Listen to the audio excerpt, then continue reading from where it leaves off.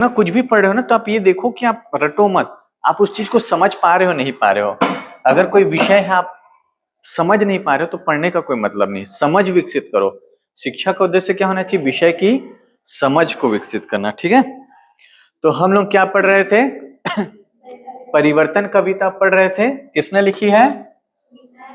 सुमित्रा नंदन पंत ने। ठीक है, इनको प्रकृति के सुकुमार कवि कहा जाता है। 1 नंबर का प्रश्न नोट कर लेना। ठीक है, कि किस कवि को प्रकृति का सुकुमार कवि कहा जाता है। ठीक है,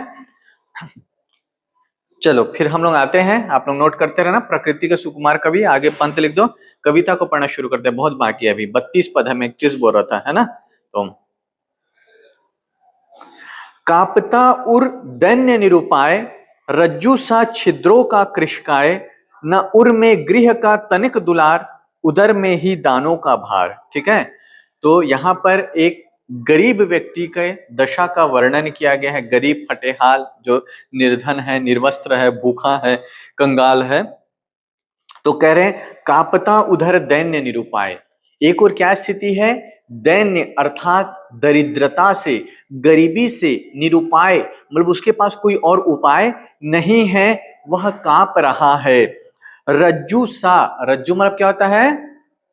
रज्जु मतलब क्या होता है जी? नहीं पता? रस्सी। ठीक है, रज्जु सा में कौन सा अलंकार होगा? उपमा अलंकार होगा ना, पक्का? ठीक, पीछे बिंदु। हाँ ठीक है, निक्की नहीं आ रही है और डर गई क्या? एक दिन उसको बहुत पूछ दिया तो जितना पूछोगे उतना आना। ठीक है, तो जो दरिद्र व्यक्ति है, दीन व्यक्ति है, दुर्बल व्यक्ति है, वो कांप रहा है निरुपाय होकर। और उसकी समानता या तुलना किससे की गई है? रज्जु अर्थात रस्सी से। और कैसी रस्सी? छिद्रों का कृशकाय। ठीक है, छिद्र मतलब छेद, कृश मतलब एक दिन बताया था ना, कृश है। कृश मतलब क्या होता है? पतला, दुबला। एक दिन इसी क्लास में बोला था, भले हीरो का नाम कृष रख दिया, लेकिन कृष का मतलब क्या होता है? पतला दुबला। हमने फिल्म में कृष को भले बहुत हट्टा कट्टा दिखा दिया, लेकिन कृष शब्द का अर्थ क्या होता है? ये वाला कृष ना, ये वाला जो कृष है वो कृष्णा का शॉर्ट फॉर्म हो गया है ना। तो हो सकता है उन्होंने इस कृष्ण से लिया हो, कृष्णा से कृष कर दिया शॉर्ट फॉर्म। लेकिन जब भी ये कृष आएगा, कृषकाय मतलब क्या होगा? दुबला पतला। ठीक है, तो ये जो व्यक्ति है, दीनहीन दरिद्र व्यक्ति है, जो कांप रहा है दैन्य निरुपाय होकर, उसका शरीर किसके समान है? एक तो पतला दुबला है, और छिद्रों सा मतलब छिद्र, उसके वस्त्र है वो इतने फटे हुए हैं, उसमें इतने छिद्र हो गए हैं कि वह कांप रहा है। किसके समान? उसका शरीर किसी पतली पुरानी रस्सी की भांति, रज्जू सा मतलब जैसे रस्सी की भांति उसका शरीर है। हट्टा कट्टा शरीर होता तो रस्सी से तुलना करते क्या? नहीं। तो रस्सी के समान कृशकाय, पतले दुबले शरीर वाला है, और छिद्रों से मतलब फटे हुए वस्त्रों से उसके शरीर में हवा जा रही है। ठीक है, आगे ये पंक्ति और क्लियर होगी कि वो क्यों कांप रहा है। न उर में गृह का तनिक दुलार, हृदय में, उर मतलब क्या होगा? हृदय में, गृह का तनिक दुलार मतलब घर के प्रति प्रेम, या घर से उसे कोई प्रेम नहीं मिल रहा, निरुपाय है, असहाय है। और जो व्यक्ति गरीब है, दीन दुखी है, उससे कोई प्रेम करता है क्या? नहीं करता है। तो न उर में, उसके हृदय में घर के प्रति प्रेम नहीं है, या घर वालों के हृदय में उसके प्रति प्रेम नहीं है। उदर में ही उदर ही में दानों का भार, और उदर अर्थात पेट। ठीक है, उदर मतलब क्या होता है? पेट। इसीलिए संस्कृत में बहन या भाई को क्या कहते हैं? संस्कृत पढ़े हो ना 10वीं तक, 12वीं तक भी पढ़ोगे, क्या कहते हैं? हाँ, बहन भाई के लिए एक शब्द इस्तेमाल होता है ना, क्या होता है? उदर से संबंधित। हाँ, सहोदर सहोदरा नहीं पढ़े हो? पढ़े हो कि नहीं पढ़े हो जी? अरे हाँ या ना बोलो ना। कैसे लोग हो तुम? पढ़े लेकिन भूल गए। तो बहन या भाई को सहोदर सहोदरा क्यों कहते हैं? सह मतलब समान, उदर मतलब पेट, एक ही पेट से जन्मे हैं इसलिए यह मेरा सहोदर है, एक ही पेट से जन्मे इसलिए सहोदरा है। समझ में आ रहा है? तो उदर मतलब क्या होता है? पेट। गणेश जी का पेट बड़ा है इसलिए गणेश जी को क्या कहते हैं? लंबोदर। लंबा है उदर जिसका, तो उदर मतलब क्या हुआ? पेट। पिछली क्लास में भी बोला हूं, एक शब्द मिलता है साहित्य वालों, खेला करो, सीखते हो तो कहां और उधर आ रहा है, लंबोदर, सहोदर, सहोदरा, तो सह मतलब एक समान, जिन्होंने एक माँ के पेट से जन्मे, बोलते ना एक ही माँ के पेट से जने हैं, उसी को सहोदर कह दिए, लड़का है तो लड़की है तो सहोदरा कह दिए, यह मेरी सहोदरा है। समझ में आ रहा है? तो खैर हम लोग वापस आते हैं कि उधर ही में दानों का भार। गरीब व्यक्ति है, फटे हुए कपड़े पहने हुए, चिथड़े चिथड़े हवा उसको परेशान करी, ठंड से कांप रहा है, दीनता से कांप रहा है, किसी के प्रति कोई मोह माया नहीं रह गया है। मोह माया कब रहेगा? प्यार कब सूझता है? जब सब कुछ जीवन में हो। ठीक है, आप गरीबी में आपको नहीं पता अगले वक्त का रोटी कब मिलेगा, तो रोमांच सूझेगा क्या? भूखे पेट भजन न होए गोपाला कहते हैं ना, भजन भगवान भी याद नहीं आते हैं। जो गरीबी है, भूखमरी है, वो सबसे बड़ी इंसान की क्या है, पापी पेट का सवाल है, बोलते हैं ना। तो जो इंसान भूख से मर रहा है उसको फिलॉसफी, उसके लिए ज्ञान विज्ञान सब बेकार है, उसके लिए केवल क्या प्राथमिकता है, भोजन। तो इसके उदर में किसका भार है? दानों का भार है। मतलब इसका जो जीवन है वो केवल 2 वक्त की रोटी, 2 जून भोजन पर ही केंद्रित है। पेट के लिए वह भी एक भार है, मतलब उतना भी वो कमा नहीं पा रहा है। समझ में आ रहा है? कई लोग इस स्थिति में होते हैं, है ना। तो उधर ही में दानों का भार, पेट में किसका भार है? दानों का, मतलब वो भोजन, उसके लिए भोजन जुटाना उसके लिए क्या है, एक तरह से बोझिल काम है, दुष्कर कार्य है। भूखता सीढ़ी शिशिर का स्वान। अब यहां पर देखो कि वो रज्जू सा कृषिकाय बोल रहे ना कि कांप रहा है, वो यहां पर क्लियर होगा कि भूखता, भूखता कौन भूखता है जी? कुत्ता। तो श्वान मतलब क्या होगा? हाँ, जोर से बोलो ना, तेरे क्यों डरते इतना है यार? हाँ, श्वान मतलब क्या होगा? कुत्ता ना। तो एक वो पढ़े भी होंगे ना, काग चेष्टा बको ध्यानम, श्वान निद्रा, गृह त्यागी अल्पहारी, विद्यार्थी से पंच लक्षणम। पढ़े हो कि नहीं? विद्यार्थी के 5 लक्षण होते हैं ना, क्या क्या होता है? हाँ, काग चेष्टा मतलब किसके जैसी चेष्टा? कुत्ते की जैसी। काग मतलब क्या होता है? हाँ, कौवा, काग चेष्टा, है ना। बको ध्यानम, ध्यान किसके जैसा? काग चेष्टा क्यों कहते हैं? कौवे को आप भगा दो, फिर काव काव करते आ जाएगा, फिर पत्थर मार के भगा दो, पर रोटी पड़ा उठा के ही जाएगा, निर्लज, बार बार प्रयास करता है। समझ में आ रहा है? तो काग चेष्टा, चेष्टा प्रयास किसके जैसी होनी चाहिए? कौवे के जैसी। ध्यान किसके जैसे होने चाहिए? बगुले के जैसे। तो बगुले को ध्यान लगाते देखे हो? कौन कौन देखा है? दोनों संध्या देखिए, आप लोग नहीं देखे हो? देखे हो ना। तो बगुला कैसे करता है? एक पैर में खड़ा रहेगा, घंटों खड़ा रह जाएगा पानी पर। समझ में आ रहा है? उसको सामने वाले को लगे मछली को तो सो रहा है करके, जैसे मछली एक पटाख से उठा लेता है। तो बगुले के जैसे ध्यान, कौवे के जैसा बार बार प्रयास करना, श्वान निद्रा, किसके जैसी नींद होनी चाहिए? कुत्ते के जैसी। थोड़ी सी भी आहट हुई कुत्ता तुरंत उठ जाता है ना। अल्पहारी कैसे करना चाहिए? अल्पहारी, अल्पहारी मतलब, हाँ, अल्पाहार किसको कहते हैं जी? हाँ, कम, कम क्या खाना, अल्पाहार, अल्प मतलब कम। समझ में आ रहा है? अल्पाहारी, अल्पाहारी जो कम खाए। और गृह त्यागी, जितने हॉस्टल में रहने वाले लोग हैं, कमरे में रहने वाले लोग हैं, वो लोग कौन है? गृह त्यागी है। पढ़ाई करने के लिए गृह त्यागना पड़ता है ना। अब पास में ही घर है तो अलग बात है ना, नहीं तो ज्यादातर दूर रहने वाले लोगों के लिए क्या बनना पड़ता है? गृह त्यागी। अल्पाहारी, जो मिल रहा है उसमें चलाना पड़ता है। रूम में रहने वाले लोग ज्यादा समझ रहे होंगे, है ना। तो बाकी घर रहने वाले तो अल्पाहारी होते नहीं है, जो मिला उसमें भी इतना सही है ना। 2 ही रोटी बचा है मेरे लिए, ऐसा करके। तो विद्यार्थी के ये लक्षण बताए गए हैं। हम लोग कैसे वहां पहुंच गए? श्वान में। श्वान मतलब क्या होता है?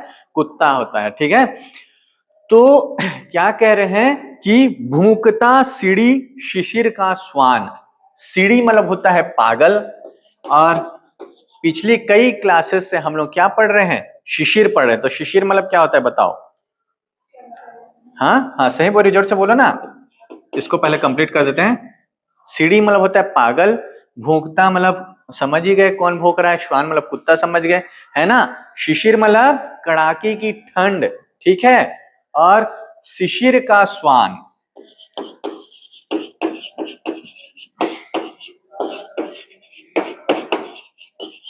शिशिर मतलब ठंड की ऋतु, कड़कती ठंड की ऋतु, है ना। इसको क्या कह दिया है?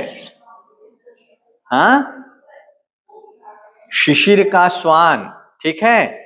जो ठंड है वो किसकी तरफ भौंक रही है? पागल कुत्ते की तरह। सीढ़ी मतलब पागल कुत्ते की तरह ये ठंड क्या है? भौंक रही है, मतलब चीख रही है, चिल्ला रही है। ठीक है, आगे की पंक्ति में देखो और स्पष्ट रहेगा। ये जो पागल कुत्ता है, शिशिर का श्वान है, कड़कती ठंड रूपी कुत्ता है। कौन सा अलंकार? रूपक अलंकार। ठीक है, चीरता रहे अचिर शरीर। ऊपर क्या पढ़े हैं? रज्जू सा छिद्रों का कृशकाय। जो हमारा गरीब व्यक्ति है, दरिद्र व्यक्ति है, उसका शरीर किसके भांति पतला है? रस्सी के समान। और छिद्रों सा, वस्त्र कैसे हैं? फटे हुए, छिद्र है उसमें। और इस छिद्र को, है ना, चीरता रहे। कौन चीर रहा है? सीढ़ी शिशिर का श्वान। ठंड रूपी पागल कुत्ता एक रज्जू के समान कृशकाय शरीर वाले व्यक्ति, जिसके शरीर में कटे फटे कपड़े हैं, जगह जगह से छेद हैं, उसको चीर रहा है। चीरता रहे अचिर शरीर। वह शरीर जिसमें क्या है? अचीर। चीरना मतलब खींचना, फाड़ना। अचीर मतलब जिसमें वस्त्र नहीं है। समझ में आ रहा है? तो देखो, इस चीर का मतलब क्या होता है? चिर चिर के तम अधरों में चिर नीरव रोदन, चिरंजीवी भवा, चिरकाल। तो इस चीर का मतलब क्या होता है? लंबे समय तक। ठीक है, और इस चीर का मतलब क्या होता है? हाँ, कपड़ा। चीरना थोड़ी बोल रहा हूं। द्रौपदी का एक जो प्रसंग उसमें बोलता है ना, चीर हरण, यही शब्द प्रयोग होता है। तो छोटा चीर मतलब क्या होता है? लंबा, दीर्घ समय। चिरकाल, चिरंजीव भवा, चिरायु भवा, है ना, चिरकाल से। तो छोटा चिर होगा तो मतलब लंबे समय से, दीर्घ आयु से, दीर्घ काल से। लेकिन बड़ा चिर का मतलब क्या होगा? कपड़ा। ठीक है, तो यहां पर कवि क्या कह रहे हैं कि वह व्यक्ति जो कृशकाय है, जो अचिर है, जिसके शरीर में कपड़े नहीं है, उस अचिर शरीर को चीर रहा है। जैसे कोई कुत्ता पागल हो जाता है तो शरीर को नोच नोच के खाता है ना, हमला करता है। ऐसे ही ठंड रूपी पागल कुत्ते ने, कड़कती ठंड रूपी पागल कुत्ते ने इस दीनहीन व्यक्ति के वस्त्रहीन शरीर को नोच नोच के खा रहा है। अर्थात ठंड उसे क्या कर रहा है? परेशान कर रहा है, चुभ रहा है। यदि आप कहीं जा रहे हैं और बढ़िया से जैकेट पहने, मोजा पहने, ग्लव्स पहने, टोपा पहने हैं, ठंड आपको उतनी पता चलेगी। लेकिन सोचिए आपकी स्थिति कि आपके पास पहनने को वस्त्र नहीं है ठीक से, और आपके पास रहने को घर नहीं, आप फुटपाथ के नीचे सो रहे हैं, तब ठंड क्या है? आपको परेशान करेगी। तो इसीलिए उसके लिए ठंड और हमारे लिए ठंड एक जैसी नहीं है। हमारे लिए ठंड एक मौसम है, उसके लिए ठंड पागल कुत्ते की जैसे है, जो उसके शरीर को चीर रहा है, नोच रहा है। कई लोग ठंड में, आप पढ़ते होंगे ना कि कड़ाके की ठंड में अकड़ कर मर गया ये फुटपाथ में सोने वाला व्यक्ति, सोया, रात को उठा ही नहीं, इतनी ठंड। उसके पास ठंड से रक्षा करने के लिए वस्त्र नहीं थे। तो वैसे व्यक्ति की दशा का वर्णन किया है। समझ में आ रहा है? आप सोचोगे नहीं तो ठंड कैसे पागल कुत्ता होगा, है ना? तो होता है, सबके लिए सिचुएशन, परिस्थिति एक समान नहीं होती है। ठीक है, तो उसी का वर्णन है। भूखता सीढ़ी शिशिर का श्वान, चीरता रहे अचिर शरीर, न अधरों में स्वर, तन में प्राण, न नयनों में ही नीर। अब इसकी दशा का वर्णन सुनिए कि इस पागल कुत्ते ने, ठंड रूपी पागल कुत्ता उसके शरीर को नोच रहा है, उसको चीर रहा है, लेकिन इस दीनहीन व्यक्ति के अधरों में स्वर, अपनी पीड़ा को व्यक्त करने के लिए वो आवाज भी नहीं निकाल पा रहा है। इतना बेबस, इतना कमजोर, इतना लाचार हो गया है, इतना दुर्बल है। न तन में प्राण, मतलब आवाज देने के लिए, शरीर में कराहने के लिए भी प्राण नहीं बचे हैं। न नयनों ही में नीर, न आंखों में क्या है? आंसू भी नहीं है।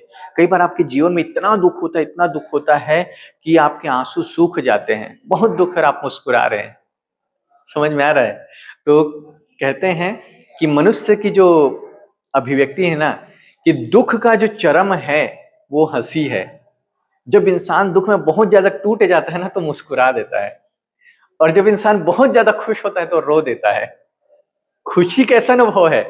खुशी ऐसा अनुभव है जो आपके होठों में हंसी लाए, लेकिन जब आपका मन एकदम गदगद हो जाएगा तो आप रोने लगेंगे। और दुख, जब दुख का अभिव्यक्ति क्या है? आंसू है, लेकिन दुख चरम पे होगा तो आप हंस देंगे। समझ में आ रहा है? तो यही यहाँ पर बोल रहे हैं कि इस व्यक्ति के नैनों में नीर नहीं। कितना रोएगा अपनी दरिद्रता पे, अपनी दुर्बलता पे, रो रो के सारे आंसू सूख चुके हैं, तो आंखों में आंसू नहीं है। ये इसकी दीनहीन दशा का वर्णन है इस पद में पूरा, कि एक व्यक्ति जो इतना गरीब है, इतना दुर्बल है, इतना कृशकाय है, पतला दुबला है, कपड़े फटे हुए हैं, शरीर रस्सी के समान हो गया, उसको ठंड रूपी पागल कुत्ता उसके शरीर को नोच नोच कर खा रहा है, लेकिन होठों पे मतलब उसको आवाज देने के लिए शरीर में प्राण नहीं है, होठों में आवाज नहीं है, स्पंदन नहीं और आंखों में आंसू नहीं है। यह उसकी करुण स्थिति का चित्रण है। समझ में आया ये? चलिए आगे बढ़े। सकल रोवों से हाथ पसार, लूटता इधर लोभ गृह द्वार। अब पूरा जो प्रसंग है वो बदल जाएगा। अभी हमने दरिद्रता का वर्णन पढ़ा, दीनता का वर्णन पढ़ा, अब हम लोग पढ़ रहे हैं संपन्नता का, पूंजीपति का, शोषक वर्ग का वर्णन पढ़ रहे हैं। ठीक है। सकल रोवों से हाथ पसार, रो मतलब शरीर के रोम रोम से हाथ पसार कर, लूटता इधर लोभ गृह द्वार। जो इंसान का लालच है वो क्या कर रहा है, कई कई बाहें फैलाकर लूट रहा है। मतलब शोषक वर्ग है वो, उसके कई हाथ है लोगों के शोषण करने के लिए, और सभी हाथों से मतलब सभी तरह से गरीब व्यक्ति का क्या कर रहे हैं, शोषण कर रहे हैं। उधर वामन डग स्वेच्छाचार, और वामन डग है ना, वामन कौन है जी, वामन कौन है? वामन नहीं जानते हो? विष्णु जी के कितने अवतार है? अरे तुम लोग ऐसा मरियल टाइम मत बोला करे यार, मेरे को फिर इरिटेट हो जाता हूं। या तो ठीक से बोलो या मत बोलो। हाँ, आवाज नहीं है क्या तुम लोग? मैं बोलता हूँ जवान हो तो जवान जैसे लगना चाहिए। कितनी लड़कियां बैठी हैं, पीछे दो इधर दो, तीतर के आगे दो तीतर, तीतर के पीछे दो तीतर है, तो दो दो चार ये हो गए, चार दो छह, दो आठ, 10 लोग बैठे हो, लेकिन ऐसा लग ही नहीं रहे। हाँ, कितने अवतार है विष्णु जी के? हाँ, कितने अवतार माने गए हैं? नहीं पता है? हाँ, 108। Very good. हाँ चलो, गलत भी बोलो लेकिन ऐसा बोलो कि लगना चाहिए जिंदा व्यक्ति बोल रहा है, मरियल टाइप मत बोला कर। ठीक है। विष्णु जी के अवतार कितने हैं? कोई आइडिया नहीं? किसी को कोई आइडिया नहीं है? 10 अवतार नहीं माने गए हैं? मूवी नहीं बनी है दशावतारम? हाँ, माने गए ना। अपने धर्म को, संस्कृति को जानो बेटा, ऐसा नहीं होता है। जड़ों से जुड़ना बहुत जरूरी है। हम जिस धर्म के, जिस संस्कृति के हैं, सिर्फ हिंदू हूं कहने से हिंदू नहीं हो गए। अपने धर्म को जानो। समझ में आ रहा है? तो विष्णु जी के 9 या फिर कुछ लोग 10 अवतार मानते हैं। तो पहला अवतार क्या है? एक पूरा वीडियो है दशावतार करके मेरा छोटा सा, उसको देखना आप लोग। ठीक है, या इंस्टा में होगा या कहीं होगा, मैं शेयर कर दूंगा अगर मिलेगा तो। ठीक है, या फिर आप लोग में से किसी को मिलेगा तो खोज देना। तो पहला अवतार क्या है? नहीं पता किसी को? मत्स्य अवतार। कुछ याद आ रहा है किसी को? फिर दूसरा अवतार कच्छप, तीसरा अवतार वराह अवतार, चौथा अवतार नृसिंह या नरसिंह, पांचवा अवतार वामन। तो ये जो वामन अवतार है, इसकी कथा है कि राजा बलि, असुरों का राजा था, बाली नहीं कह रहा हूं, बलि एक दैत्य असुरों का राजा था, और इसने सभी लोगों को क्या कर लिया था, जीत लिया था। अब जरा सा भी जीतते थे तो देवता लोग तो जानते थे, त्राही मांग करके पहुंच जाते थे विष्णु जी के पास कि अरे बलि ने तो हम लोग को मार पीट के भगा दिया, अब हम लोग क्या करेंगे, आप ही कुछ मदद करो करके, है ना। तो विष्णु जी कहते हैं ऐसी बात है, ठीक है मैं जाता हूँ। अब उसको लगता है यार बलि तो बहुत क्या है, बलशाली राजा, से लड़ाई झगड़ा करने का कोई मतलब नहीं है, है ना। जब प्यार से काम चल रहा है तो लड़ाई झगड़े करने की जरूरत है क्या? तो विष्णु जी छल का सहारा लेते हैं। ईश्वर हमेशा छल के द्वारा जीतते हैं। तो विष्णु जी कौन सा अवतार लेते हैं? वामन अवतार। और बलि के पास जाते हैं, फिर बोलते हैं तुम बहुत दानवीर हो। बोले हाँ, तो कुछ भी मांगूंगा दे दोगे? तो बोलते हैं हाँ दे दूंगा। बोले नहीं यार तुमसे नहीं हो पाएगा, छोड़ो। ऐसा करके उसकी ईगो को हर्ट करते हैं। ठीक है। तो बलि कहता है ऐसी कौन सी वस्तु जो मैं आपको नहीं दे सकता? तो कहते हैं नहीं मुझे ज्यादा तो नहीं चाहिए, पर फिर भी तुम नहीं दे पाओगे। बलि का ईगो और हर्ट होता है। बोला आप मांग के देखो, मैं सब कुछ देने को तैयार हूं। तो बोलता मुझे 3 पग जमीन चाहिए। कितनी जमीन चाहिए? 3 पग, 3 कदम। फिर बलि हंसता है, अरे भाई इसी के लिए तो आप बोल रहे थे कि मैं 3 पग जमीन नहीं दे पाऊंगा आपको। तो वामन अवतार कहते हैं अरे बोल दिया, दोगे क्या? तब बिल्कुल नाप लो आप करके। तो पहला पद जब उठाते हैं तो उस पग में क्या नाप लेते हैं? पूरी पृथ्वी नाप लेते हैं। दूसरे पग में धरती, आकाश और पाताल। तो 2 पग में पूरे तीनों लोक वो नाप चुके होते हैं। अब वो बोलते हैं कि यार तुमने तो कहा था 3 पग जमीन दोगे, यहाँ तो मेरा 2 पग में तो तुम्हारा तीनों लोग समाप्त हो गया, तो तीसरा पग मैं कहाँ रखूं? तो बलि क्या करता है, अपना सर आगे रखता है, वही बाहुबली स्टाइल में कि मेरे सर पे पैर रखो। इसका मतलब क्या है, बलि स्वयं अपने आप को उनको सौंप देता है। सौंप दिया मतलब वो पूरे तीनों लोग का राजा हुआ क्या, जो था सब छीन गया उससे, तो ऐसे छल के द्वारा लूट लिया गया। ठीक है, बलि से उसका ये सब हमारे हिंदू धर्म की कथाएं हैं, गाथाएं हैं। आपको 10 अवतार के नाम पता होने चाहिए, कल मेरे को बताना दशावतार कौन सा है। ठीक है, वीडियो यूट्यूब पे होगा या फिर इंस्टाग्राम पे होगा, कोई फॉलो करते होंगे तो उसमें देखना, एक दशावतार करके वीडियो होगा। ठीक है, तो उसमें दशावतार के माध्यम से कैसे जीवन का विकास हुआ वो बताया हूँ, आप ही लोगों की क्लास में बताया हूँ शायद, बताया था। देखो संध्या को कुछ याद आ रहा है, फिर भी नालायक हो, हाँ लेकिन पढ़ा और भूल जाएंगे। अरे ये सब इसलिए बताता हूँ भाई, इतनी कहानियां, ये सब बताने का उद्देश्य क्या है कि मैं चाहता हूं कि आप लोग इन पंक्तियों के अलावा भी चीजें जाने। समझ में आ रहा है, इतना एफर्ट्स नहीं तो मैं बता रहा हूं। परिवर्तन कविता एक वीडियो देखा मैं, वो 40-45 मिनट या 1 घंटा कुछ का है, उसमें पूरी कविता 32 पदों की खत्म कर दी है। वो मैं भी कर सकता हूं, लेकिन वो तरीका मुझे अच्छा नहीं लगता। मैं चाहता हूं कि आप लोग सीखे समझे चीजों को, और ये इधर उधर की कहानियां बताने का मतलब यही है कि आप लोग बाकी लोग से ज्यादा बुद्धिमान बने, या मुझे जो थोड़ा बहुत आता है आप लोगों को सिखा सको। तो वो दशावतार पता होना चाहिए, दशावतार की कहानी कैसे जीवन के विकास से जुड़े वो पता होने चाहिए। ठीक है, नहीं तो व्याख्या तो एक लाइन में खत्म हो जाएगी। अभी खत्म करके बताता हूं आपको। ठीक है, कि सकल रोगों से हाथ पसार, कि जितने शरीर में बहुत सारे असंख्य रोग होते हैं ना, रोम छिद्र गिन सकते हो क्या? नहीं, ऐसे असंख्य रोम छिद्र के समान अपनी बाहें पसार कर लूटता लोभ गृहद्वार, जो पूंजीपतियों का, शोषक वर्ग का लालच है, उन लोगों के घरों को लूट रहा है। और वो कैसे स्वेच्छाचार है, स्वेच्छाचार मतलब अनियंत्रित, निरंकुश, जैसे वामन डग है ना, कि उसके जो पैर हैं वो वामन के पैर के, वामन अवतार के पैर के समान है, जो पूरी धरती आकाश सबको समा लेना चाहता है। मतलब पूंजीपतियों का लोभ इतना है कि वो पूरे धरती आकाश सबको अपने कब्जे में कर लेना चाहते हैं। ये हो गई व्याख्या। उतना क्यों समझा रहे हैं, ताकि आप सच में समझे कि वामन आया है तो वामन कौन थे, तभी तो आपको इंटरेस्ट आएगा ना, तभी तो समझा पाओगे। नहीं तो अर्थ लिख दे और कोई पूछेगा कि वामन शब्द आया है, ये वामन कौन थे, आप नहीं बता पाओगे, तो क्लास अटेंड करने का कोई मतलब होगा? क्योंकि व्याख्या तो गाइड में भी मिल जाएगी ना, कि वामन के जैसे स्वेच्छाचारी, जैसे वामन के पद ने पूरी धरती आसमान सबको निगल लिया, ऐसे पूंजीपतियों का लोभ क्या है, वामन के पग के समान है। सब कुछ निगल जा रहे हैं ना, हम अंतरिक्ष को भी नहीं छोड़े, चंद्रमा में भी रिसर्च चल रहे हैं, मंगल में पहुंच जा रहे हैं, वहां से भी कुछ जीवन की तलाश कर रहे हैं, वहां भी खोज रहे हैं, धरती के अंदर खोद खोद के कोयला, खनिज, एल्यूमिनियम, यूरेनियम दुनिया भर का निकाल रहे हैं ना।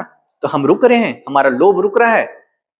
रुक रहा है क्या हमारा लालच? नहीं रुक रहा है ना। तो वही वामन डग सा, वामन डग स्वेच्छाचार, जो पूंजीपतियों का या सत्ताधारियों का लोभ है, पैसा वालों का लोभ है, वो किसके समान है? वामन डग। स्वेच्छाचार मतलब निरंकुश, अपनी इच्छा से संचालित, किसी और की इच्छा नहीं मानना।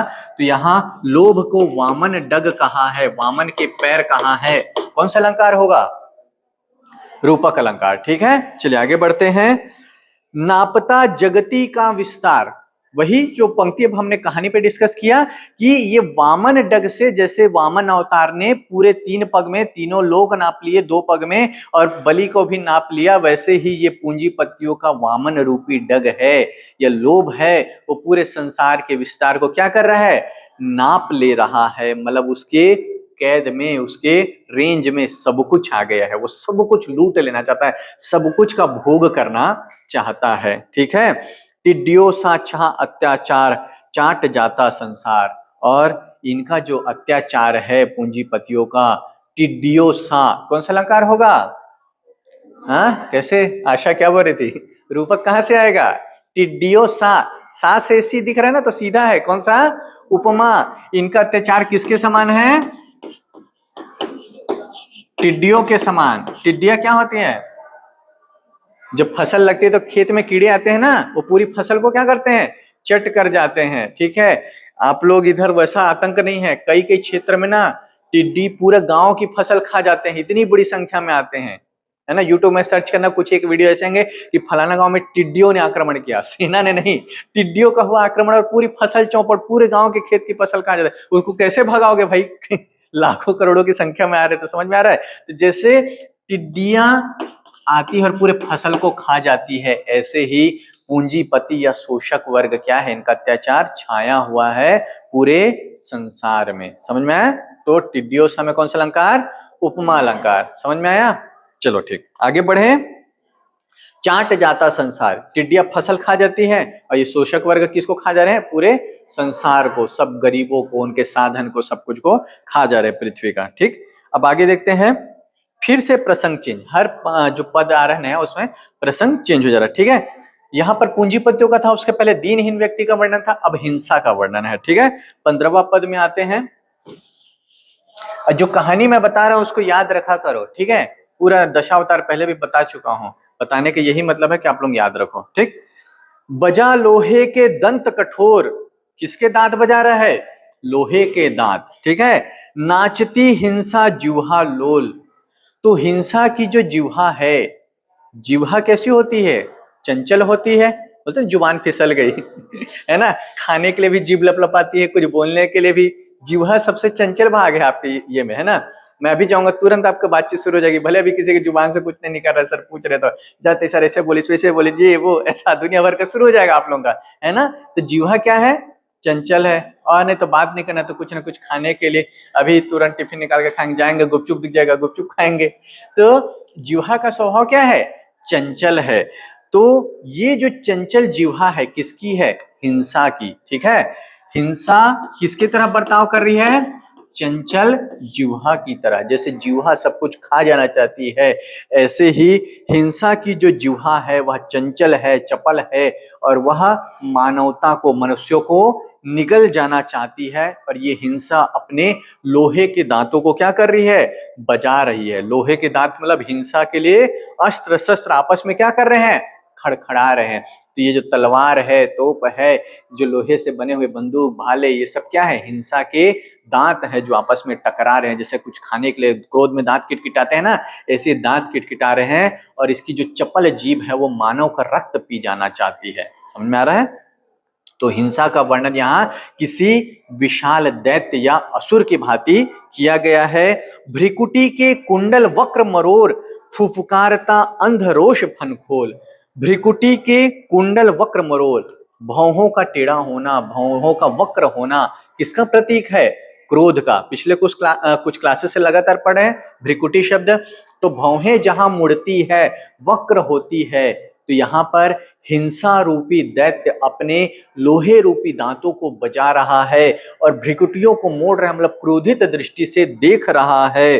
फुफकारता अंधरोष, जो क्रोध है, हमेशा क्रोध क्या कहते हैं? अंधा होता है। कहते हैं ना क्रोध अंधा होता है। अंधा क्यों होता है? उसे सही और गलत नहीं दिखता। इसलिए कवि कह रहे हैं, कोई अंधे सांप की भांति अंध रोष फन खोलकर ये जो हिंसा है वह क्या कर रही है? फुफकार रही है क्रोध में। ठीक है, समझ में आया? ये एक बार फिर देखते हैं कि हिंसा रूपी दैत्य अपनी जीभ को लपलपा रही है, वो मानव का रक्त पीने को आतुर है, लोहे के दांतों को बजा रही है, उसकी भ्रिकुटियां वक्र हो गई, टीढ़ी हो गई, मतलब वह क्रोधित है और क्रोध में अंधा होकर वह फन खोलकर फुफकार रहे, जैसे कोई सर्प को डस लेना चाहता हो। समझ में आया? तो यहां पर फुफकारता अंधरोष, रोष को क्या कहा गया है? सर्प कहा गया, अंधा सर्प। कौन सा अलंकार होगा? रूपक अलंकार। Very good. ठीक है, चलिए आगे देखते हैं। फिर इसी हिंसा का वर्णन करते हुए आगे की पंक्तियों में कह रहे हैं, लालची गिधों से दिन रात नोचते रोग शोक नितगात। जैसे कोई लालची गिद्ध हो, है ना, गिद्धों का समूह हो, गिद्ध क्या करते हैं? मांस को नोच नोच कर खा जाते हैं। ऐसे ही मनुष्य के मांस को, मानवता के मांस को रोग शोक नितगात, जो रोग और शोक है, मतलब या तो मनुष्य को बीमारियां खा जा रही है या उसका दुख खा जा रहा है ना। निजगात, गात मतलब शरीर। गात पढ़ रहे ना पिछले 2-3 क्लास से, उसको भी कुछ कुछ शब्दों को याद कर लो। गात मतलब क्या होता है? शरीर। तो हमारे शरीर को लालची गिद्धों की भांति कौन खा रहे हैं? रोग और शोक। या तो मनुष्य बीमारी से मर रहे या दुख से। दुख भी इंसान को मार देता है, मारता है ना, धीरे धीरे हम मरने लगते हैं। ठीक है, अस्थि पंजर का दैत्य दुकाल, निगल जाता निज बाल। और यहाँ पर हमको हिंसा खा रही है, हमको युद्ध खा रहे हैं, हमको बीमारी खा रही है, हमको शोक खा रही है, और जो बचा खुचा है उसको कौन खा रहा है? अस्थि पंजर का दैत्य दुकाल, मतलब अस्थि पंजर रूपी दुकाल मतलब अकाल, है ना। और ऐसा भीषण अकाल पड़ रहा है, निगल जाता निजबाल, मतलब मनुष्य के संतान एक के बाद एक मनुष्य अपने ही बच्चों को भूख से, अकाल से मरता देख रहा है। मतलब चारों ओर संसार में क्या छाया हुआ है? प्रलय, हिंसा, युद्ध, बीमारी, दुख और अकाल, ये सब मनुष्य को क्या करते जा रहे हैं? निगलते जा रहे हैं। समझ में आया? तो हिंसा का, अकाल का, रोग शोक का यहाँ पर विभत्स चित्रण है। विभत्स अलंकार है ना, जैसे गिद्ध मांस को नोच के खा रहा है, ऐसे ही यहाँ पर गिद्ध का रूप किसको दिया है? रोग और शोक को। लालची गिद्धों से, कौन सा अलंकार आएगा? उपमा अलंकार। सा से सी दिख गया ना, तो उपमा अलंकार आ जाएगा। ठीक है। अस्थि पंजर का दैत्य दुकाल, अस्थि पंजर का दैत्य दुकाल, जो दैत्य है दुकाल है उसको क्या कह दिया है? दैत्य, दानव। कैसा दानव? अस्थि पंजर का। कौन सा अलंकार आएगा? रूपक अलंकार। ठीक, चले, बहुत बढ़िया, है ना। आप लोग बाकी लोगों से बहुत आगे हो, है ना। मतलब मैं कई क्लासेस को पढ़ाया, लेकिन मैं एमए में भी पहुंच जाते हैं बच्चे, लेकिन वो लोग इतना अलंकार को नहीं पहचान पाते जितना आप लोग पहचान रहे हो। तो बहुत इंप्रूवमेंट कर रहे हो, है ना। जैसे गलती करते हो तो मैं भरपूर डांटता हूं, तो आप लोग अच्छा करो वो भी बताऊंगा, है ना, कि आप लोग को नहीं लगेगा, लेकिन आप ही के क्लास में कई जगह के बच्चे पढ़ रहे हैं, या आपसे ऊपर क्लास में भी जो बच्चे पढ़ रहे हैं वो लोग आपके जितने एक्सपर्ट नहीं हुए हैं। पिछली क्लास से हम लोग अलंकार पे विशेष फोकस करना शुरू किए ना, उसके उसके अच्छे परिणाम आ रहे हैं, है ना। उपमा रूपक को तो पहचान ही जा रहे हो आप लोग। ठीक है, चलो आगे बढ़ते हैं। तो 15 हो गया हमारा। अब 16वां में आते हैं। बहा नर शोणित मूसलाधार। अभी रक्तपात जारी है, आजकल ऐसी फिल्मों का ट्रेंड है ना, एनिमल, केजीएफ, है ना। अभी एक टॉक्सिक आने वाली है, ठीक है। तो यहाँ पर भी अभी वही टॉक्सिक वाला सीन चल रहा है, केजीएफ वाला चल रहा है कि बहा नर शोणित मूसलाधार। शोणित मतलब क्या होता है? रक्त, खून। ठीक है, नोट करना तो सीख गए हो, लेकिन याद करते हो कि नहीं? जैसे मैं नया शब्द बोलता हूं, मैं देखता हूं आप लोग सब नोट करते हो, वो अच्छी बात है, लेकिन क्या याद करना शुरू किए हो? हाँ, संध्या की हंसी बता रही नहीं। हाँ, और बाकी कैसे किरण? तो बस लिख लेते हो। लिखने से याद हो जाएगा। याद किया करो ना, और 2-3 शब्द आज के आज ही। समझ में आ रहा है? आपका शब्दकोश कितना अच्छा हो जाएगा, है ना। कि धर्मेंद्र के कुत्ते में तेरा खून पी जाऊंगी की जगह कुत्ते में तेरा शोणित पी जाऊंगी बोलोगे तो लगेगा कुछ अलग चीज बोल रही है। समझ में आ रहा है? तो अच्छा शब्द है शोणित। रक्त या खून की जगह क्या कह सकते हैं? शोणित। तो वहां नर शोणित मूसलाधार। नर शोणित मतलब मनुष्यों का खून कैसे बह रहा है? मूसलाधार। मूसलाधार क्या होती है? मूसलाधार मतलब लगातार नहीं, जो भीषण बारिश होती, लगातार कह सकते हैं, लेकिन जो बहुत ज्यादा बारिश होती है उसके लिए कौन सा शब्द आता है? मूसलाधार वर्षा। अनवरत जो लगातार बारिश होती है, बहुत तेज बारिश होती है। तो यहाँ पर बूंदों की बारिश नहीं हो रही, नर शोणित मूसलाधार, बहा नर शोणित मूसलाधार। हिंसा किसकी वर्षा कर रहा है? मनुष्य के रक्त की वर्षा कर रहा है। इतनी हिंसा भड़की हुई है समाज में, देश में। रुण रुंड मुंडों की कर बौछार, कटे हुए धड़, कटे हुए सर की बारिश हो रही है, खून की बारिश हो रही है। कैसा दृश्य है? देखकर बहुत अच्छा लग रहा है। तो भय, भयानक रस होगा, विभत्स रस होगा, वोमिटिंग, घृणा जैसे हो रही है ना कि क्या बता रहे सर, क्या लिख दिया। तो आपके मन के भाव से भी आप रस अलंकार तय कर सकते हैं। जब मन में भय का संचार हो, मन में अजीब सा कोई दृश्य आपको देखकर घृणा हो रही है, तो विभत्स रस। भय और भयानक वर्णन है तो भयानक रस, दोनों रस एक साथ हो सकते हैं। भयानक और विभत्स रस एक साथ हो सकते हैं। समझ में आ रहा है? तो चलिए आगे देखते हैं। संध्या फिर खो गई कहाँ? हाँ, बीच बीच में खो जाती है लगता है ये। ठीक है, तो बहा नर शोणित मूसलाधार, मनुष्य का रक्त मूसलाधार बारिश की तरह बह रहा है, और युद्धों में कट कट कर धड़ गिर रहे हैं, सर गिर रहे, तो ऐसा लग रहा है ऊपर से किसकी बारिश हो रही? कटे हुए धड़ की और सर की, मुंडों की बौछार हो रही है। प्रलय घन सा घिर भीमाकार। प्रलय घन सा, प्रलय के बादल के समान। घन मतलब क्या होता है? बादल। तो प्रलय के बादल के समान भीमाकार। भीमाकार मतलब बड़ा आकार, मतलब बड़े बड़े बादल जैसे आसमान में घिर जाते हैं, ऐसे ही हिंसा प्रलय रूपी बादल के समान छा गई है। ठीक है, प्रलय घन सा, कौन सा अलंकार नेहा? हाँ, सोच में पड़ गई, बताओ। हाँ, सविता, कौन सा अलंकार? हाँ, प्रलय घनसा लिखने में व्यस्त है, उपमा अलंकार ना, नेहा ध्यान दो, ठीक है। तो प्रलय घन के समान घिरी हुई है हिंसा, गरजता है दिगंत संहार। और दिगंत मतलब सभी दिशाओं में गरज रहा है। जैसे बड़े बड़े बादल घिरे हैं तो जोर से गर्जना करते हैं ना, ऐसे ही हिंसा रूपी बादल ने पूरी मनुष्यता को घेर रखा है और आपस में टकरा टकरा कर सभी दिशाओं में गर्जना कर रहे हैं। मतलब हिंसा सबको क्या कर रही है, भयभीत कर रही है, रक्तपात मचा रखा है, मृत्यु का तांडव कर रखा है। छेड़खर शस्त्रों की झनकार, महाभारत गाता संसार। और संसार में क्या गान चल रहा है, महाभारत। वो शुरू था ना महाभारत, ऐसे ही पूरे संसार में किसका गान चल रहा है, महाभारत। महाभारत मतलब युद्ध की झनकार। महाभारत किसकी कथा है, युद्ध की गाथा है ना।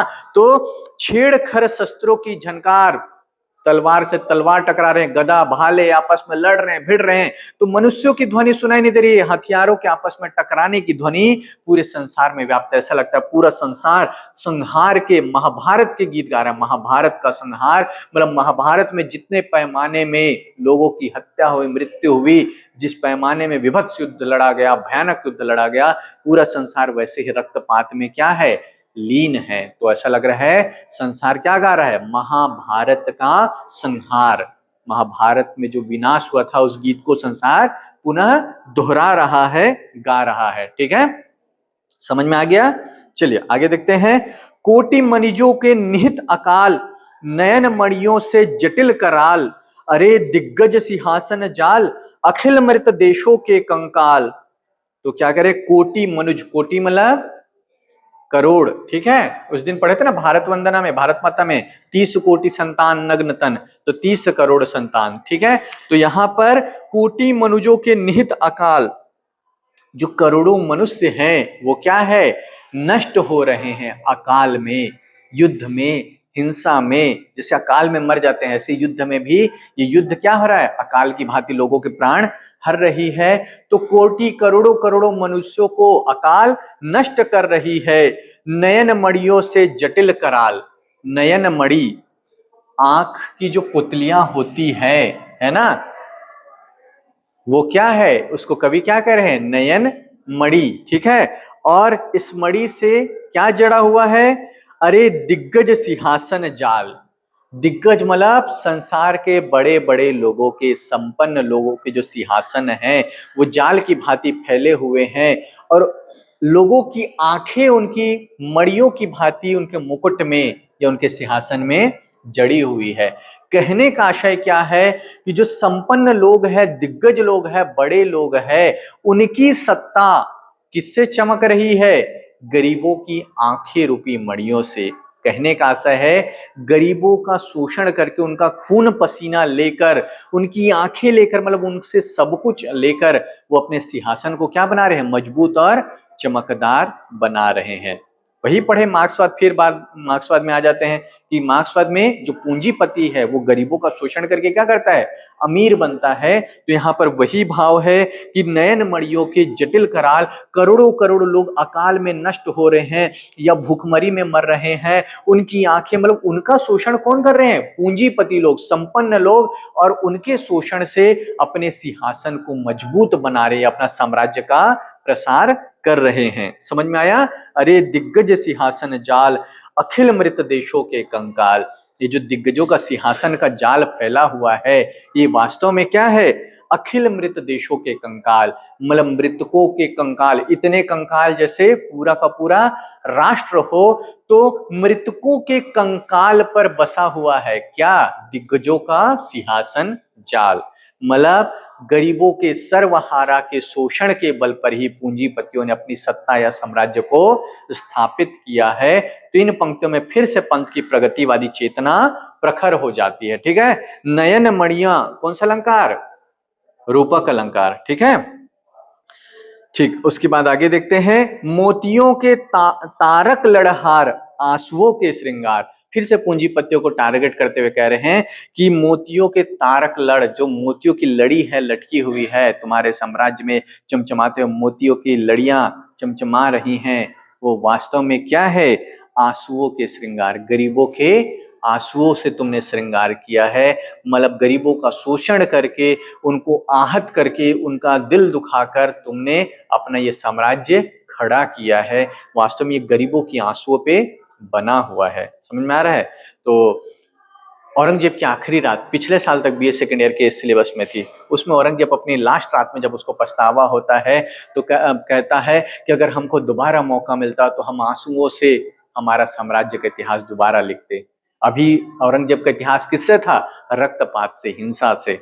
लेकिन बाद में कहते हैं मैं आंसुओं से लिखना चाहता हूँ, कितने आंसू मेरी वजह से बहे। तो वही है पूंजीपति, अमीर, बड़े संपन्न लोगों की सत्ता गरीबों के शोषण के परिणाम स्वरूप बनी हुई है। यह भाव इन पंक्तियों में है। समझ में आया? चलिए आगे बढ़े, थोड़ा सा समय है, थोड़ा और जितना आगे बढ़ सकते हैं बढ़ते हैं। ठीक है। रुधिर है जगती के प्रात, चितानल के ये सायं काल, शून्य निश्वासों के आकाश, आंसुओं के ये सिंधु विशाल। ठीक है। अब यहां पर क्या कह रहे हैं? रुधिर है, रुधिर मतलब रक्त है, जगती के प्रात, जो संसार की जो सुबह है वो क्या है? रक्त से लाल है। चितानल के ये सायं काल, मतलब सुबह का जो सूर्य होता है वो लालिमा लिए रहता है ना, लेकिन ये कह रहे हैं कि संसार में इतनी हिंसा, इतना शोषण, इतना मतलब दरिद्रता व्याप्त है कि ये सुबह है, वो सुबह का लाल रंग वो क्या है? रुधिर है, रक्त है। किसका? गरीबों का। ठीक है। तो रुधिर है जगती के प्रात, संसार की ये सुबह क्या है? लाल है, रक्त से लाल है, या रक्त से लाल है। दूसरा, चितानल के ये सायं काल, जो शाम का सूरज की लालिमा है। सुबह के सूरज का बता दिए कि रक्त की लालिमा है, और शाम के सूरज की जो लालिमा या पीलापन है वो क्या करें? चितानल, चिताधन अनल, अनल मतलब, अनल मतलब क्या होता है? हाँ, नहीं पता? एक क्लास में ये भी बताया था, अनिल मतलब वायु, अनल मतलब हाँ आग, दावानल, उस क्लास में शब्द आया था दावानल। तो अनल मतलब क्या होता है? अग्नि, अनिल मतलब हवा, वायु। ठीक है। जब अनिल चलती है तो अनल क्या है? भड़कता है ना, दोनों में संबंध है ना, कि वायु अगर आग है प्रचंड, उसको और क्या कर देता है? और प्रचंड, और छोटा सा लौ होगा उसको बुझा देती है। समझ में आ रहा है? तो अनिल और अनल को याद रखना। अनिल मतलब क्या होता है? वायु, अनल मतलब आग। तो जो शाम सुबह का जो सूरज की लालिमा है वो तो रुधिर की लालिमा है, लेकिन जो सायं काल की जो लालिमा है वो क्या है? चिता के अनल, चिता से उठने वाली आग की लालिमा है। अर्थात संसार में मृत्यु, लोगों का क्या बह रहा है? खून बह रहा है, लोग मर रहे हैं, उनकी चिताएं सज रही है, और उनकी चिताओं से शाम क्या हो गया है? लाल हो गया है। चिताओं की अग्नि से लाल हो गया। सुबह उनके खून से लाल है, और शाम उनकी चिताओं से उठने वाली अग्नि की वजह से लाल है। मतलब मृत्यु इतना व्यापक है, इतना करुण रूप से फैला हुआ है, उसका ये चित्रण कर रहे हैं। समझ में आ रहा है? शून्य निश्वासों के आकाश, जब इतनी मृत्यु हो रही है, इतनी चिताएं जल रही है, तो संसार किससे भरा होगा? शून्य निश्वासों के आकाश, पूरा जो आकाश है वो लोगों की ठंडी आंखों से भरा हुआ है, खालीपन से भरा हुआ है। शून्य मतलब क्या? खालीपन, मतलब जो आसमान है वो खुशी से, प्रसन्नता से नहीं भरा हुआ है। इतनी मृत्यु आसपास देखकर, इतनी चिताएं देखकर लोग ठंडी आहें भर रहे, मन में एक शून्यता, एक खालीपन का भाव है, सब ठंडी आहें छोड़ रहे हैं। और ये जो समुद्र है वो क्या है? आंसुओं के ये सिंधु विशाल, जो समुद्र है वो जल से नहीं भरा है, किससे भरा है? लोगों के आंसुओं से भरा है। तो आंसुओं के ये सिंधु विशाल, शून्य निश्वासों के आकाश, कौन सा अलंकार होगा दोनों में? रूपक अलंकार। आकाश किससे भरा है? ठंडी आहों से, ठंडी आहों का आकाश, आंसुओं का समुद्र, दोनों पंक्तियों में रूपक अलंकार। समझ में आया? चलिए अब देखते हैं अगली पंक्ति। यहां सुख सरसों और शोक सुमेरु, कौन सा अलंकार होगा? सुख, हाँ हाँ हाँ, सुख सरसों और शोक सुमेरु, कौन सा अलंकार? अनुप्रास अलंकार। लेकिन संध्या ने कहा रूपक अलंकार, और मैं कह रहा हूं दोनों सही हैं, है ना? सुख सरसों, सवर्ण की आवृत्ति हो रही, तो सरल तो है अनुप्रास अलंकार, लेकिन सुख को किसका रूप दिया है? सरसों का, तो रूपक भी सही होगा, दोनों जवाब सही है। ठीक है। तो सुख सरसों के दाने जैसा छोटा सा है जीवन में, और शोक है वो सुमेरु। सुमेरु, मेरु मतलब क्या होता है? पर्वत। एक पर्वत का नाम है ना सुमेरु पर्वत। हनुमान जी जब जाते हैं सुंदरकांड याद करो तो कौन से पर्वत पर पैर रखते हैं? सुमेरु। समझ में आ रहा है? तो सुख जीवन में किसके समान है? सरसों के दाने के बराबर। सुख किसका रूपक है? सरसों का। और शोक क्या है? सुमेरु। मतलब सुख बहुत छोटा और दुख पर्वत की भांति बड़ा। अरे जग है जग का कंकाल, ये संसार क्या है? संसार अपना ही कंकाल है। मतलब यहाँ सुख राई के दाने के बराबर, सरसों के दाने बराबर थोड़ा सा सुख मिलता है और दुख इतना बड़ा मिलता है। तो संसार खुद एक क्या है? स्वयं का ही कंकाल है। मतलब संसार में सौंदर्य खुशी कुछ नहीं है, ये दो पल का मोह है, भ्रम है। वास्तव में संसार किससे भरा हुआ है? गौतम बुद्ध पहुंच जाओ, दुख से भरा हुआ है। तो शोक सुमेरु, सुख सरसों। अनुप्रास और रूपक अलंकार दोनों होगा, लेकिन आपको बताना आना चाहिए कि क्यों अनुप्रास है, क्यों रूपक है, तब एग्जामिनर इंप्रेस होगा और अच्छे नंबर आएंगे। ठीक है।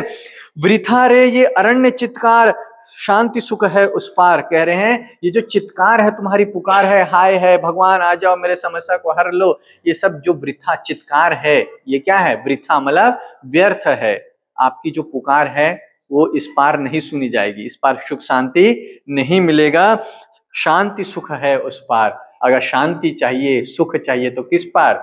उस पार जाना होगा। ऐसा ये कह रहे, मैं नहीं कह रहा हूं, है ना? तो ये इनका मानना है कि जब तक जीवित रहोगे चित्कार मची रहेगी, दुख रहेगा और चित्कार करना, पुकार, करुण पुकार करना सब व्यर्थ है।